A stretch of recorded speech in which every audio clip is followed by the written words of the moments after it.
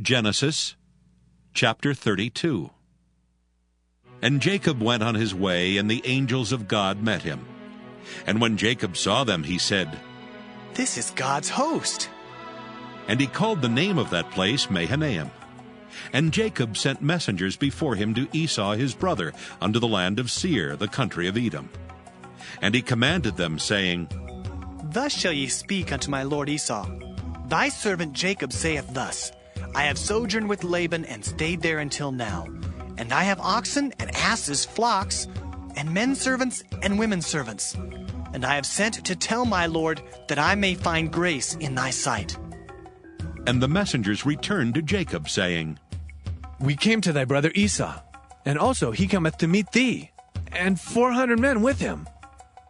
Then Jacob was greatly afraid and distressed, and he divided the people that was with him, and the flocks and herds and the camels, into 2 bands, and said, "If Esau come to the one company and smite it, then the other company which is left shall escape." And Jacob said, "O God of my father Abraham, and God of my father Isaac, the Lord which saidst unto me, Return unto thy country and to thy kindred, and I will deal well with thee. I am not worthy of the least of all the mercies and of all the truth which thou hast showed unto thy servant. For with my staff I passed over this Jordan, and now I am become 2 bands. Deliver me, I pray thee, from the hand of my brother, from the hand of Esau, for I fear him, lest he will come and smite me, and the mother with the children. And thou saidst, I will surely do thee good, and make thy seed as the sand of the sea, which cannot be numbered for multitude." And he lodged there that same night, and took of that which came to his hand a present for Esau his brother, 200 she-goats and 20 he-goats, 200 ewes and 20 rams, 30 milch camels with their colts, 40 kine and 10 bulls, 20 she-asses and 10 foals.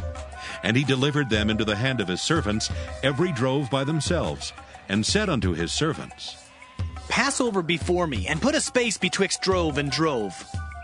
And he commanded the foremost, saying, "When Esau my brother meeteth thee, and asketh thee, saying, Whose art thou? And whither goest thou?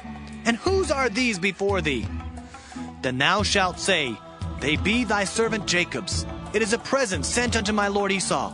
And behold, also he is behind us."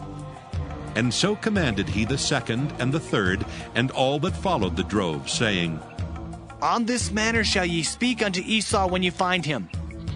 And say ye moreover, Behold, thy servant Jacob is behind us." For he said, "I will appease him with the present that goeth before me, and afterward I will see his face. Peradventure he will accept of me." So went the present over before him, and himself lodged that night in the company. And he rose up that night, and took his 2 wives, and his 2 women servants, and his 11 sons, and passed over the ford Jabbok. And he took them, and sent them over the brook, and sent over that he had.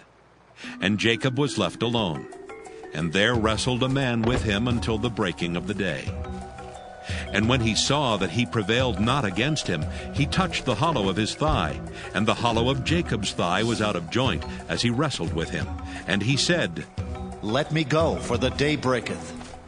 And he said, "I will not let thee go, except thou bless me." And he said unto him, "What is thy name?" And he said, "Jacob." And he said, "Thy name shall be called no more Jacob, but Israel. For as a prince hast thou power with God and with men, and hast prevailed." And Jacob asked him and said, "Tell me, I pray thee, thy name." And he said, "Wherefore is it that thou dost ask after my name?" And he blessed him there. And Jacob called the name of the place Peniel. "For I have seen God face to face, and my life is preserved."